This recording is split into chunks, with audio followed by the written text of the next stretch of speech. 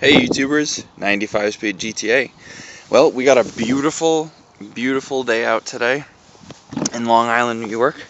And it's about, well, I don't really know what temperature it is, but it's got to be at least 65 degrees, pushing 70. We'll say 68. But anyway, I'm finally painting my replacement bumper for my 98 Grand Caravan. And not for nothing, I'm kind of glad it's a warm day because I got kind of tired of this. It's already bad enough I have this huge battle scar on the quarter panel that's probably going to be a real bitch to take out. And it's even worse that my back bumper is all fucked up.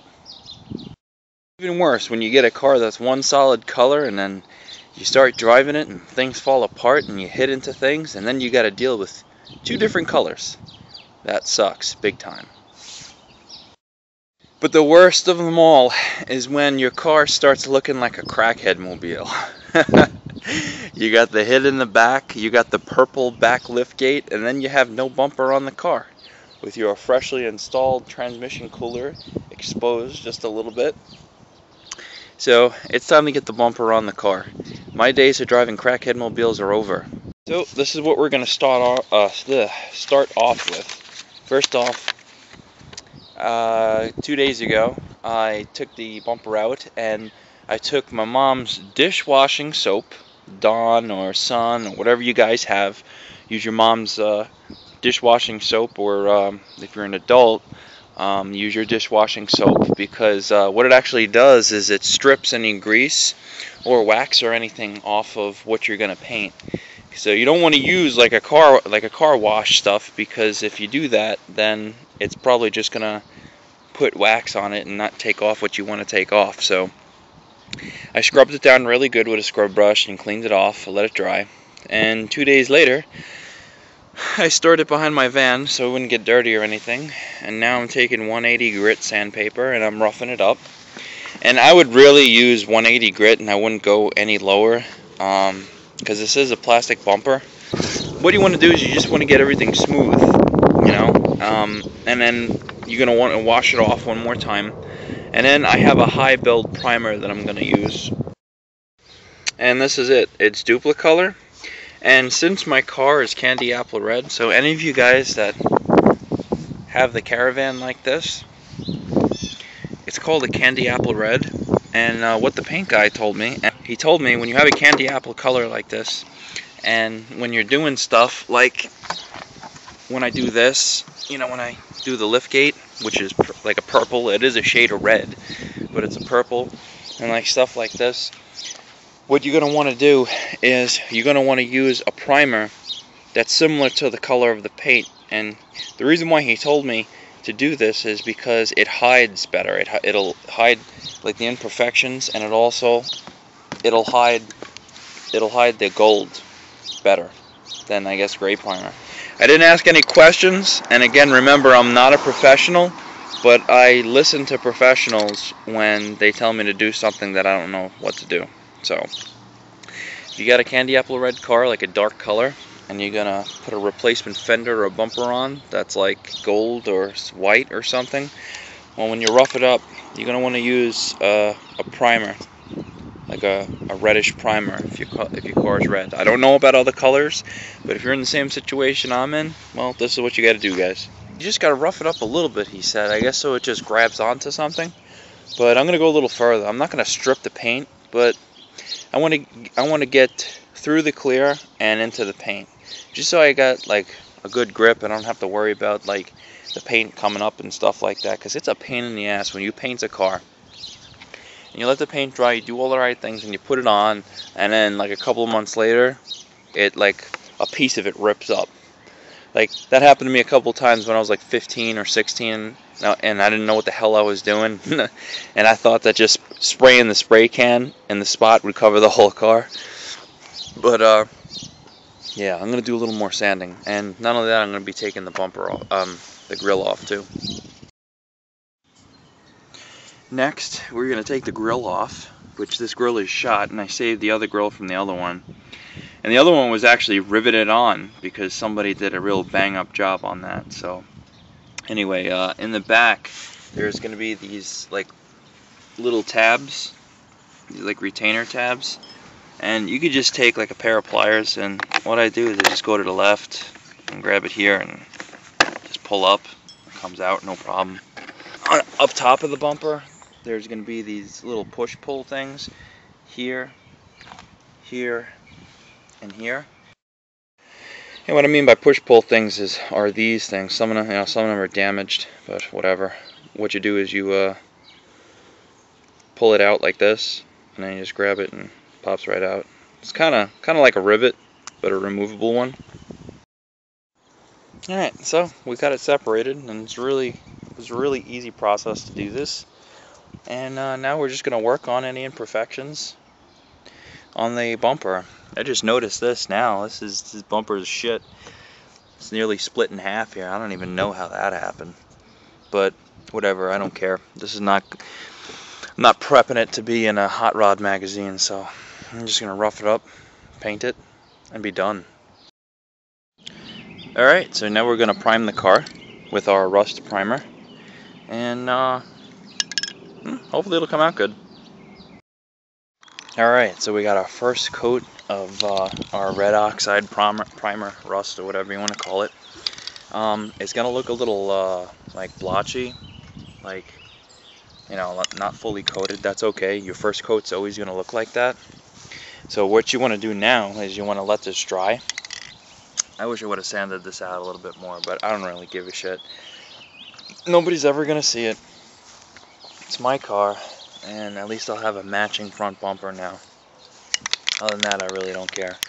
But for any of you guys, well, first of all, before I go into this part, but I want to tell you, once it dries like this, there's some spots you see that I missed. Well, this is the benefit of having the bumper off the car, because now I have to lift it and I got to spray the insides in order to get here and there too.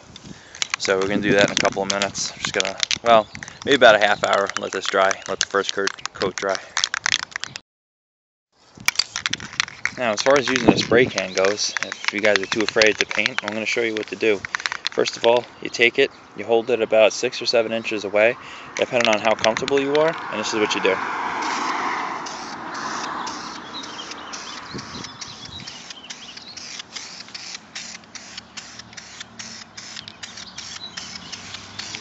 See?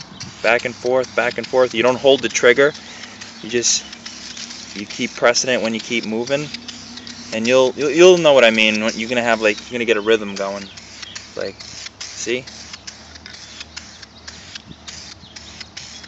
Just like that. You see how everything comes out even?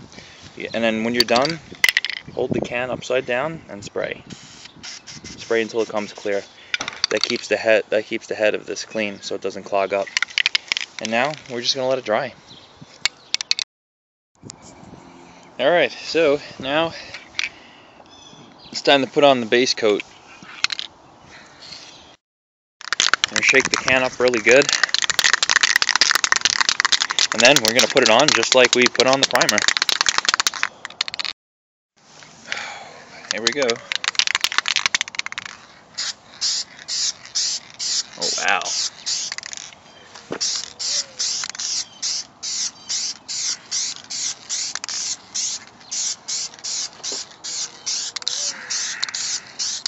Don't try to cover everything, because remember, it's going to be the same deal with the primer. And this is covering really good. Shit, I may just need one can. I could use the other one on the rear liftgate.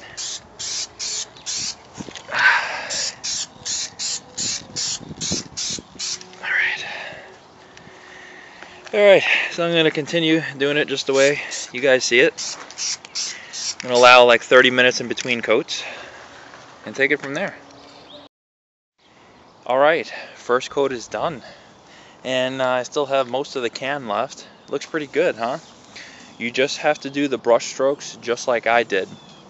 Not brush strokes, but like the paint strokes back and forth like I told you to. So you don't get any paint runs or anything like that. I am going to wind up using the other can, of course, because you see we got light areas, then they go right to dark. I also have to lift the bumper up, and I got to get those crevices, and I think that's why the guy suggested I get 2 cans. But that's a pretty good matchup, right? Look at this. You see the color of this, And we look at the color of the car. I mean, it's pretty much dead on. And that's not even candy apple red either. The color is, let's see if it'll adjust. Nah, it won't. But the color is called dark cherry metallic. And the reason why I went with this is for a couple of reasons. First off, let me show you guys. You see that? That's the original color of the car. It's a beautiful color red. It's metallic candy apple red. But here's the thing, and Chrysler does this with a lot of their cars, is not only do you have the primer and the base coat. The base coat is the candy apple red metallic. Then after that, you have a pearl coat. And then I think the guy said a clear coat, but I think the pearl coat is actually the clear. I'm not sure, guys. I'm not a professional with this, so just bear with me. This is like my 5th time ever painting a bumper before, so. But it looks pretty damn good from a gold bumper, right? But it would be more expensive to do it the other way. And not only that, look at the car. We got clear coming up all over the place on the roof, here, even here. I mean, it's just not worth it.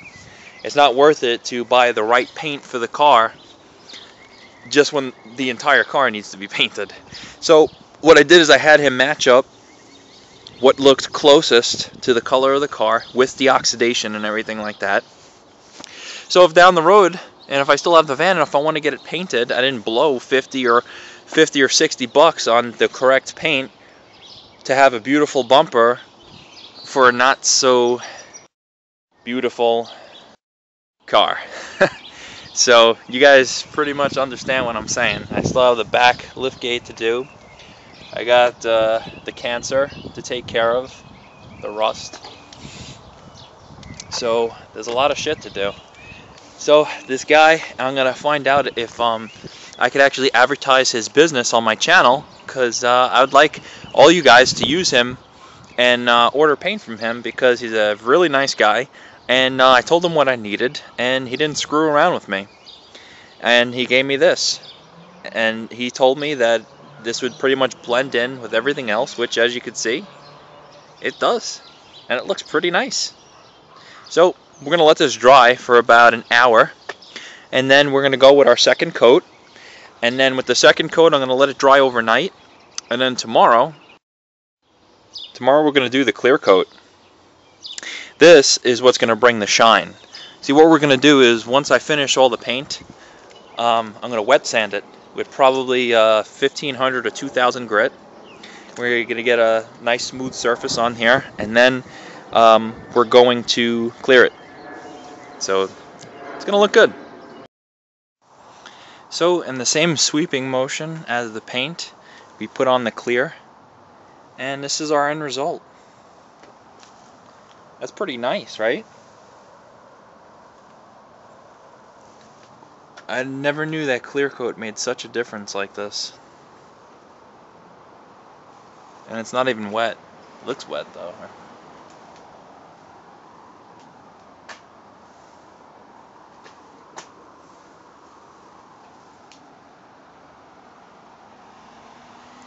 I think I did put a little too much clear on it. But whatever. I still have to wet sand and polish it, so.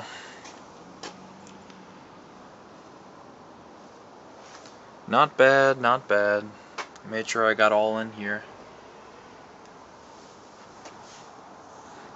So hey, check it out. This is my new front bumper. All painted and nice. It's a little dull because I need to get some polishing compound, and I gotta get a high-speed buff wheel. And once I do that, it's gonna look really nice. But that's pretty cool. A lot better than what I had. No more fucking metal thing. The only thing I gotta do is I gotta get the fog lights for the car. That I really want to get. And I gotta get a new hood latch assembly because that conveniently broke when I fixed the bumper. So the ends of the bumper really don't sit flush with the fenders because, well, that fender's kind of bent in. That fender's kind of messed up. The whole car needs a paint job, so even though the front bumper looks better than the whole car. Well, anyway, YouTubers, 95 speed GTA. I hope you enjoyed my video.